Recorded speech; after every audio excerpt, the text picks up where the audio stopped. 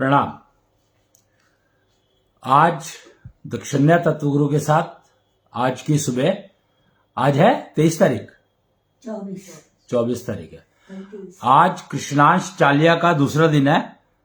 कल से कृष्णांश चालिया शुरू हुआ था, उससे पहले विष्णु दशमी मनाई गई थी और 22 तारीख को शाम को चंद्रोदय के समय में उसकी पूर्णाहुति हुई थी और 23 तारीख से कृष्णांश चालिया शुरू हुआ। ये कृष्णांश चालिया क्या है, ये समझने के लिए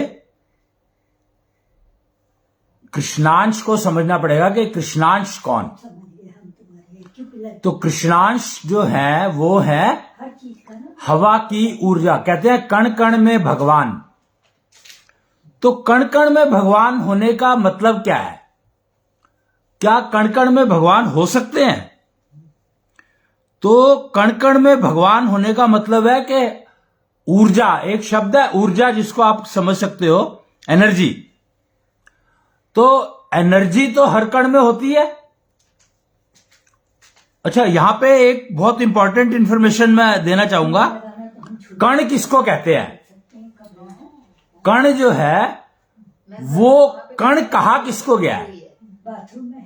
तो कण कहा गया है राख को। राख के एक उसको जो सबसे सूक्ष्म कह सकते हो कंपोनेंट, जो राख जलने के बाद जो राख बनती है, खासकर शरीर के, इंसान के शरीर के जलने के बाद जो राख बनती है, उस राख के कण को सबसे सूक्ष्म कण माना जाता है और सबसे पवित्र कण कहा गया है उसको। मतलब उस राख को वो कहते हैं ना, भस्म आरती किया करते थे। महाकाल की भस्म आरती होती है, तो भस्म आरती ही क्यों? और वो भस्म चिता की होती थी पहले। अब तो शायद वो कुछ बदला है, क्या किया पता नहीं मेरे को, क्योंकि कुछ कंफ्यूज लोगों ने कुछ समझ करके कि राख तो सबकी एक जैसी होती है। सबसे ज्यादा मूर्खता जो फैलाई है वो फैलाई है साइंस के नाम पर, कि साइंस के नाम पे लोगों को मूर्ख बनाया गया कि राख तो सबकी एक जैसी होती है। अगर राख सबकी एक, आपको पता है कि जो एलोपैथी की जो टेबलेट्स होती हैं या कैप्सूल होते हैं, उसके अंदर जो भरा होता है वो क्या होता है? वो राख ही होती है, पर अलग अलग कंपाउंड की राख होती है वो। तो सारे के सारे यूज तो राख को कर रहे हैं, पर बाजार में कहने को ये हो गया कि राख तो एक जैसी होती है सबकी। तो फिर ये भस्म आरती चिता की राख से ही क्यों करी जा रही है? वो तो इससे कर लो, उससे कर लो। तो टेक्नोलॉजी जो है वो छुपा दी साइंस ने, और साइंस के कारण कंफ्यूजन इतना ज्यादा फैल गया कि हमें पता ही नहीं है कि हम ठीक कर रहे हैं गलत कर रहे हैं। ठीक चीजों को सारा कंफ्यूज कर दिया गया और गलत सलत चीजों को प्रमोट कर दिया गया, पुश कर दिया गया। अब जानते हैं कि राम जी के मंदिर बनने में इतना टाइम क्यों लगा? इतना समय क्यों लगा राम जी के मंदिर बनने में? तो एकमात्र कारण है उसका कि टेकन फॉर ग्रांटेड। एक शब्द, एक स्टेटमेंट है कि टेकन फॉर ग्रांटेड, कि हम लोगों ने टेकन फॉर ग्रांटेड कर लिया कि अरे देवता है तो वो अपने आप ही सारे काम कर लेगा, अवतार है तो वो सारे काम अपने आप कर लेंगे। अरे वो जब अवतार थे तो उन्होंने सारे काम किए ना अपने आप, लेकिन जब वो यहां से छोड़ करके चले गए फिर कौन करेगा? तो साइंस ने जब ये बात कह दी कि कोई भी चीज जलने के बाद राख बन जाती है, और उसको चुपचाप से एलोपैथी में यूज करना शुरू कर दिया, आयुर्वेद में यूज करना शुरू कर दिया कि भैया ये तो राख जो है इस जड़ी बूटी की राख है तो ये एक फायदा देगी। भभूत को नकार दिया। राख और भभूत में कोई अंतर नहीं है, पर ऐसा मूर्ख बनाया लोगों को साइंस के नाम पे कि भभूत और राख को कैप्सूल में भर करके बेचना शुरू कर दिया, उसकी गोली टैबलेट बना करके बेचना शुरू कर दिया। तो ये चीजें सारी की सारी साइंस का नाम लेकर के करी गई। अब मुझे पता नहीं कि हमें उससे निकलना चाहिए कि नहीं निकलना चाहिए, पर राम मंदिर बन चुका है। विष्णु दशमी मनाई गई थी, विष्णु के 10 अवतार। अब यहां पर एक और कंफ्यूजन डाला हुआ है, कुछ लोगों ने मोहिनी को अवतार के रूप में नहीं दिखाया, जबकि विष्णु ने मोहिनी अवतार सबसे इंपॉर्टेंट समय में लिया था और उसमें उन्होंने महिलाओं की कैरेक्टरिस्टिक को शो किया था, डिस्प्ले किया था कि उसकी स्ट्रेंथ इतनी ज्यादा है इसलिए वो दुरुपयोग करेगी उसका। पर क्योंकि वही साइंस ने जो है वो चीजें छुपा दी या आने नहीं दी या कंफ्यूज कर दिया, तो हम समझ ही नहीं पाए कि विष्णु के 10 अवतार का अभिप्राय क्या है, मतलब क्या है। और वो 10 अवतार जो लिए थे उस समय में मानव जाति थी, ऐसा नहीं है कि मनुष्य थे नहीं उस समय में। उनको राक्षस और देवता और दानव और कुछ कुछ तो कह के वो कर दिया है, बाइफरकेट कर दिया 2 कैटेगरीज में, बट मानव तो मानव है, मनुष्य जाति तो थी, मनुष्य थे, शंकर थे। सबसे पहले मानव जो है शंकर थे और वो अपने साथ 84 लाख योनियां लेकर आए थे। शिव शंकर बने, शिव बीज रूप में आए। वो कहते हैं कि एक से अनेक हो जाऊं। शिव जो कि महाविष्णु का एक रूप है, उन्होंने कहा कि मैं एक से अनेक हो जाऊं, यानी एक थे वो और 84 लाख योनियों में उन्होंने अपने आप को परिवर्तित किया। तो 84 लाख योनियों में मनुष्य की 2 योनियां हैं, पुरुष स्त्री, और हर जगह पर ऐसे ही है। हर योनि में नॉर्मली 2 वो है। कंफ्यूजन कहां से हुआ? जब हमने पंच तत्व की कॉन्सेप्ट को नकारना शुरू किया, साइंस ने पंच तत्व के कॉन्सेप्ट को डिस्कार्ड करना शुरू किया, उसमें कंफ्यूजन पैदा करना शुरू किया, तब से समस्याएं बढ़नी शुरू हुई। कहते हैं कि 5 तत्वों से सब चीज बनी है, हर चीज 5 तत्वों से बनी है। तो साइंस ने कहा कैसे हो सकता है? तत्व तो 143 है, 142 है। केमिस्ट्री के नाम पर वो कंपाउंड को तत्व बना दिया। उनको तत्व समझने की कोशिश नहीं की, उन्होंने तत्वों को छुपाने के लिए एलिमेंट का नाम दे दिया, कंपोनेंट का नाम दे दिया, और जो कंपोनेंट है उनको तत्व कहना शुरू कर दिया, एलिमेंट कहना शुरू कर दिया। तो ये सारा कंफ्यूजन फैलाया गया सिर्फ ओरिजिनलिटी को छुपाने के लिए। तो सत्य कभी छुपता नहीं है, कहते हैं कि सत्य कभी छुपता नहीं है।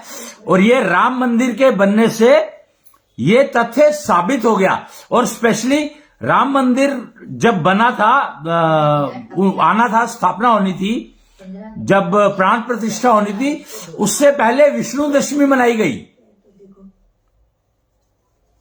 तो कितना ये संजोग तो हो नहीं सकता। कहते हैं कि साइंस कहती है कि संजोग नाम की कोई चीज नहीं होती है। फैक्ट है, they cannot change. The gap is that you can use fact in wrong directions. सत्य और असत्य 2 शब्द हैं। सत्य यानी जो है ही, लेकिन असत्य क्या है? असत्य में सत्य आके पीछे छुप गया, लेकिन उसको भाषा के कंफ्यूजन में या साइंस के नाम पर 2 शब्द और क्रिएट कर दिए गए, सच और झूठ, ट्रू एंड फॉल्स। और ये जिंदगी में इतना घुसा दिया कि सत्य और असत्य को छोड़ दिया लोगों ने और सच और झूठ के जाल में फंस गए।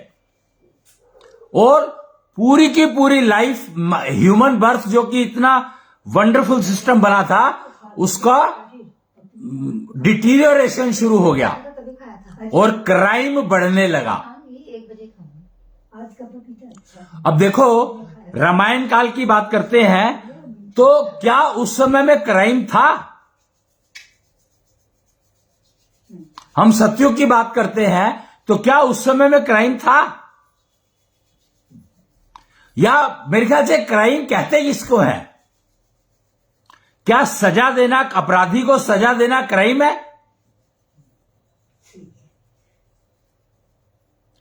तो ये सारे कंफ्यूजन की जड़ जो है वो सिर्फ साइंस है। पता है आपको, ये कंफ्यूजन किया गया। एक्चुअली जब हम अगर 5 तत्वों पे रिसर्च शुरू करते, हम अगर जो सुन रहे हैं उसको समझ करके और उसके आगे चलते तो शायद कहीं के कहीं पहुंच जाते। जैसे कहा गया कि 5 तत्वों से सब कुछ बना है, तो 5 तत्वों से एक्चुअली 5 बीज बने हैं। जो शिव ने कहा था मैं एक से अनेक हो जाऊं, तो शिव को बीज रूप कहा गया है। शिव को बीज रूप कहा गया है। ओम एक शब्द सुना होगा आपने, ओम शब्द है या अक्षर, तो ओम ऊर्जा का बीज रूप है। और ऊर्जा जो है हर कण में व्याप्त है, और ऊर्जा ही भगवान है, भगवान है। ऊर्जा ही भगवान है, और वो हर कोई भी कण ऊर्जा के बिना है ही नहीं, एग्जिस्ट ही नहीं करता। इसीलिए कहा गया है कण कण में भगवान। भगवान कह लो, एक्चुअली भगवान है, पर वही 5 तत्वों वाली बात कि 5 तत्वों से सब कुछ बना है, तो इसका मतलब क्या है। और साइंस ने कहा कि एक सेल के जीव भी होते हैं, 2 सेल के जीव भी होते हैं, और कई सारे सेल्स के जीव भी होते हैं।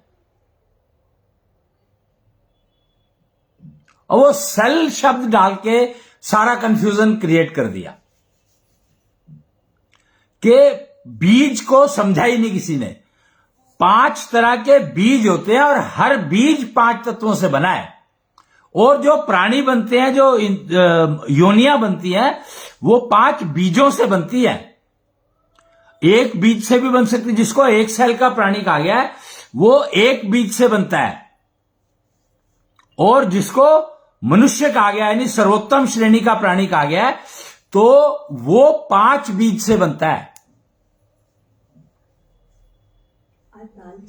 और सेंसेस जो है वो सब में अलग अलग होती हैं।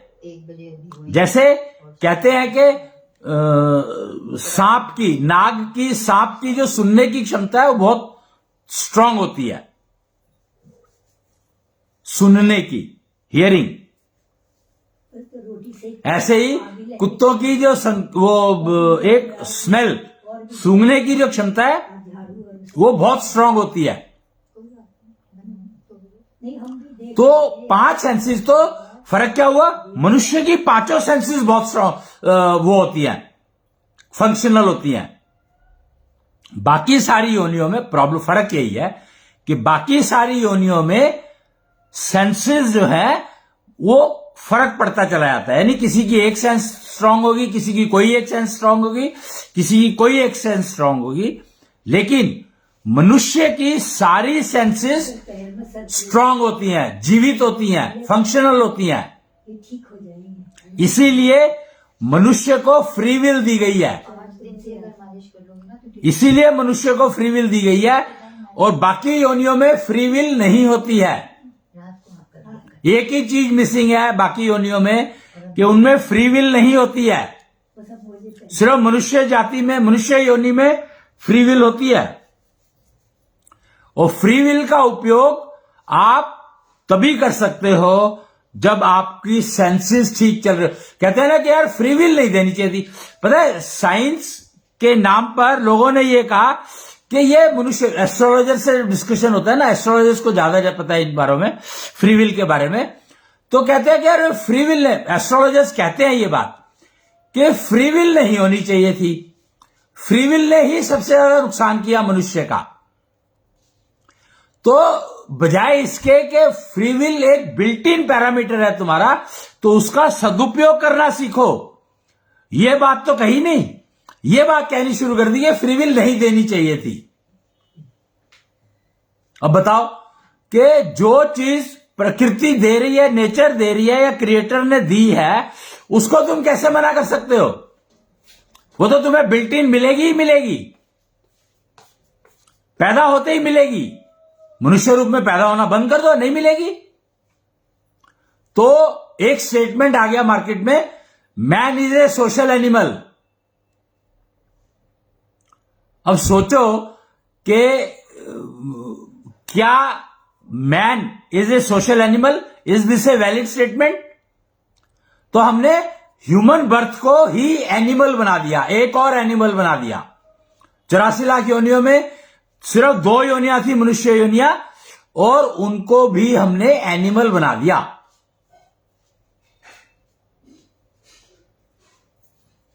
तो ऐसे ज्ञान का या ऐसे विज्ञान का क्या लाभ जो आपकी उत्कृष्ट संभावनाओं को खत्म कर दे, समाप्त कर दे। अब फ्री विल का मैंने जो आज टॉपिक जो मेरा था वो था रिलेशनशिप वर्सेस टीम और फ्री विल। तो ये फ्री विल ही है जो आपको रिलेशंस में पुश किया जिसने, और आपकी जिंदगी को तकरीबन खत्म कर दिया एज ए ह्यूमन बीइंग, आपके ह्यूमन बर्थ को वेस्ट कर दिया। जबकि ह्यूमन वो कहते हैं कि make your living worth on planet earth, make your human birth, living worth on planet Earth. And that is possible only by start using your free will to build team, not relations. आप एक बात बताओ मेरे को, ये conventional living और digital living 2 concept शुरू हुए हैं। डिजिटल लिविंग 2006 से शुरू हुआ है और उससे पहले कन्वेंशनल लिविंग चला करता था। तो क्या कभी आपने सुना है कन्वेंशनल लिविंग में कि कोई मैरिड हो, कोई भी इंसान पुरुष या स्त्री मैरिड हो और वो ये क्लेम करे कि मैं मैरिड हूं और लिविंग रिलेशनशिप में भी रह रहा हूं किसी के साथ? क्या यह संभव था कि तुम मैरिड भी हो, एक किसी के साथ मैरिड हो और किसी के साथ लिविंग रिलेशनशिप में रह रहे हो? पर डिजिटल लिविंग में यह संभव है। डिजिटल लिविंग में यह संभव हो गया कि आप मैरिज किसी के साथ करते हो और लिविंग रिलेशनशिप किसी और के साथ है। और यह वेस्टर्न कल्चर ने बहुत अच्छे से समझा दिया कि मैरिज का मतलब होता है कॉन्ट्रैक्ट। कॉन्ट्रैक्ट यानी मतलब कोई प्रोजेक्ट एग्जीक्यूट करने के लिए एक टीम बनाई, 2 लोगों ने मैरिज कर ली। Will you marry me? There is a scheme of proposing कि will you marry me. What does it mean? Will you marry me means 2 लोग मिलकर के एक प्रोजेक्ट को एग्जीक्यूट करना चाहते हैं, 2 या 2 से ज्यादा, 2 या 2 से। Marriage can be between any number of people because it is a contract. You have signed a contract for a particular project.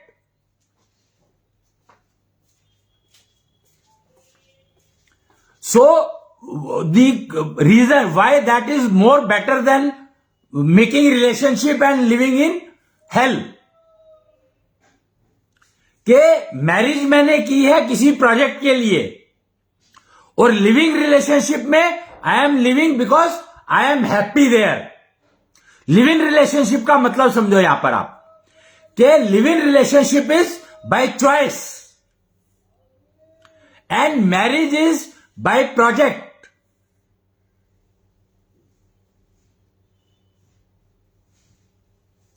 तो ये अगर आप समझ पाए कि marriage is for a project and living relationship is by choice, तो you will live happy living, you will live happy life.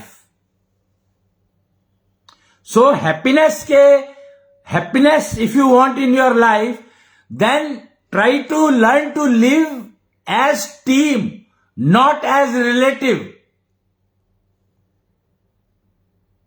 इसीलिए कहा गया है कि राम रचित परिवार का मतलब होता है नर नारी और संतान।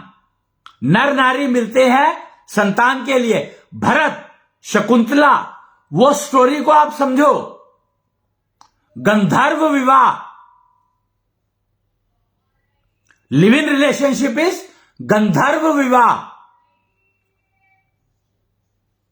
और उसका अपग्रेडेड वर्जन था स्वयंवर, के लड़की चुनती थी अपना पति कह लो उसको, मतलब आप क्योंकि आप चुन रहे हो तो आप उसको जो मर्जी नाम दे सकते हो, लड़की चुनती थी। एंड वो लड़कियां हैप्पी रहती थी क्योंकि लड़की ने अपनी मर्जी से चुना। और living relationship is precisely that, कि अपनी मर्जी से चुना।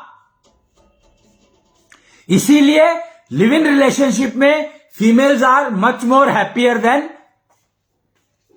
इन married relations.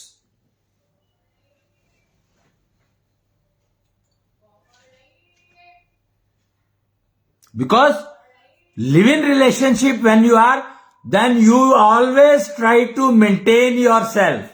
You feel that I should remain healthy so that I am able to contribute myself into the live-in. उसमें अपनी रिस्पॉन्सिबिलिटी लेनी ही पड़ती है। लिव इन में हो तो आप अपनी रिस्पॉन्सिबिलिटी लोगे ही, और जब आप मैरिज में होते हो तो you take it for granted के other person will take my responsibility and I will take other person responsibility. Spouse, marriage में हस्बैंड वाइफ और लिव इन रिलेशनशिप में spouse. When we are talking about spouse, then I am taking my responsibility for everything. And when we are talking of husband and wife, then both of them are taking responsibility of each other, not of self.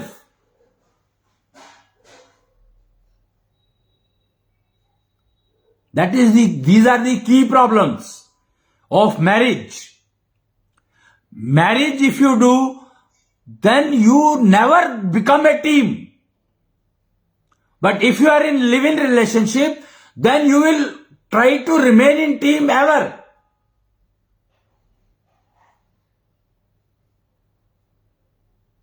That is the key of success of relationship, live-in relationship. But the problem is that free will. Live-in relationships is disturbed by free will. And जब live in relationship का concept market में आना शुरू हुआ तो gender became इममटीरियल, कि हम दो पुरुष भी एक साथ रह सकते हैं, दो स्त्रियां भी एक साथ रह सकती हैं, जबकि लिव इन रिलेशनशिप या मैरिज का मतलब है two different genders.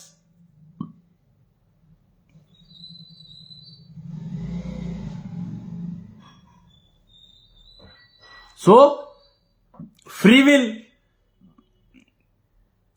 will if you want to use, then you cannot marry.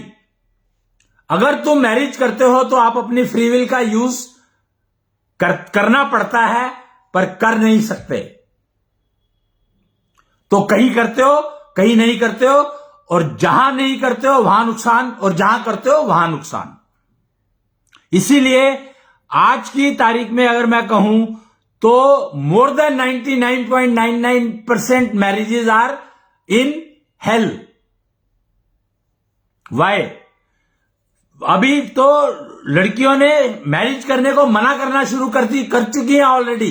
पिछले 15 साल में 20 साल का अगर आप डेटा उठा करके देखोगे तो females have started refusing for marriage. But the problem is that they started living and they lost that also, because they never took a training of how to use free will. The most important education in life is how to use free will. Learn to live your free will. And you can only learn to live your,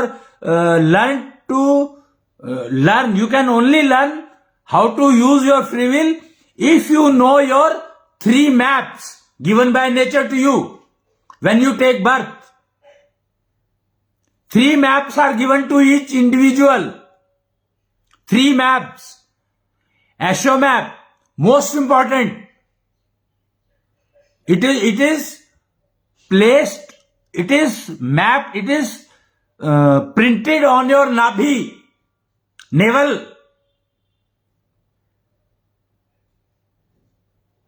वो उसको belly button.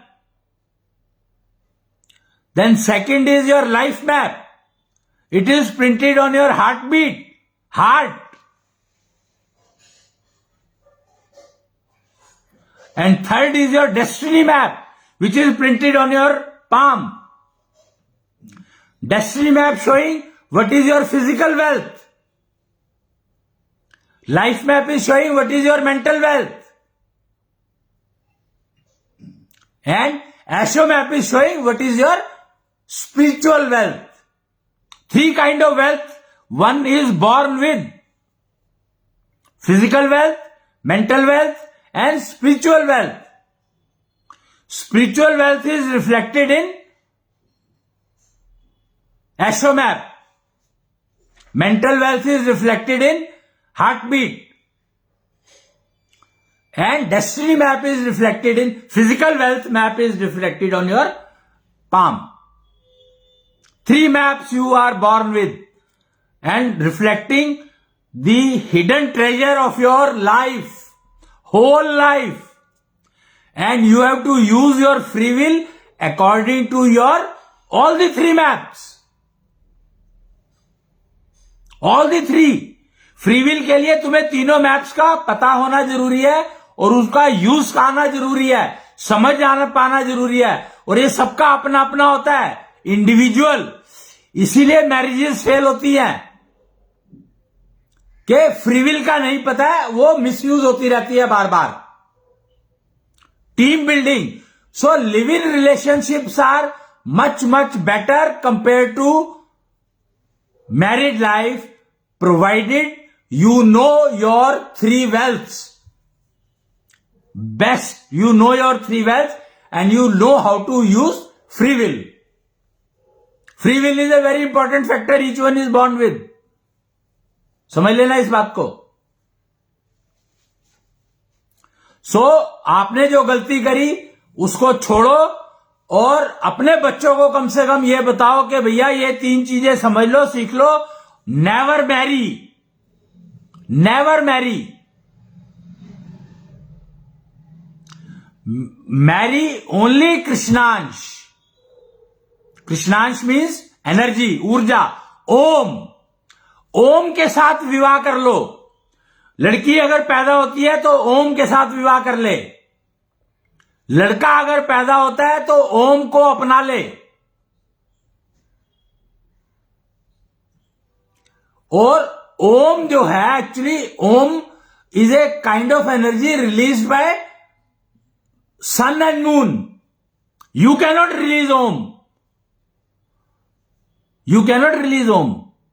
You have to use Krishnansh energy to reach a level that you start releasing ओम.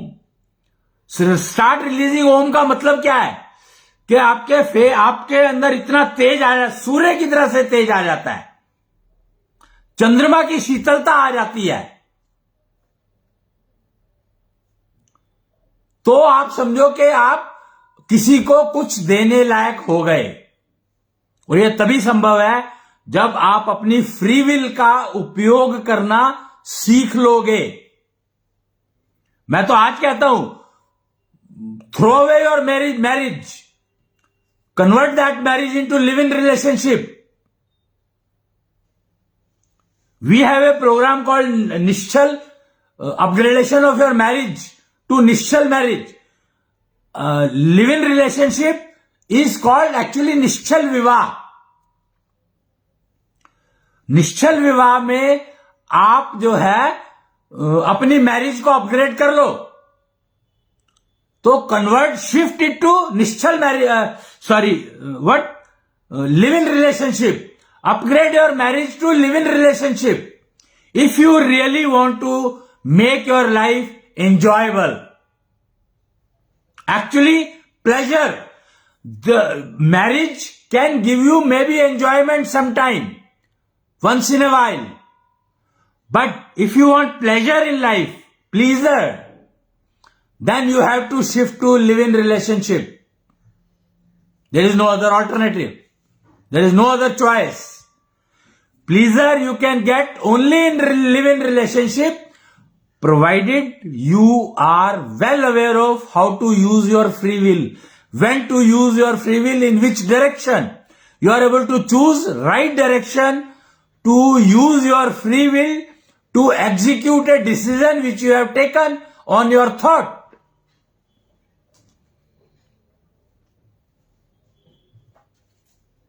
तो कृष्णांश चालिया कल से शुरू हुआ है और आज मैं आपको ये संदेश दे रहा हूं क्योंकि कल से शुरू हुआ था तो इनिशियल उसके बहुत सारे कार्यक्रम रहते हैं, तो आज मुझे ये देना ही था संदेश, तो इसलिए मैं आज लगाया मैंने ये। अब के आप अपने विवाह को निश्चल विवाह में अपग्रेड करें, यानी मैरिज को लिव इन रिलेशनशिप में अपग्रेड कर लें, तो आप बहुत सुखी रहोगे। Pleasure and enjoyment, try to understand two differences. So that is the main message which I wanted to give today. और कोई भी आपके प्रश्न हो, any questions you have, you can ask these questions on comment box of this video or this video on YouTube. This video will be available on YouTube also. So आज के लिए इतना ही, and a suggestion that upgrade your marriage to Nishchal marriage, यानी live in relationship. Then you will start having happiness in your life. जय भगवान।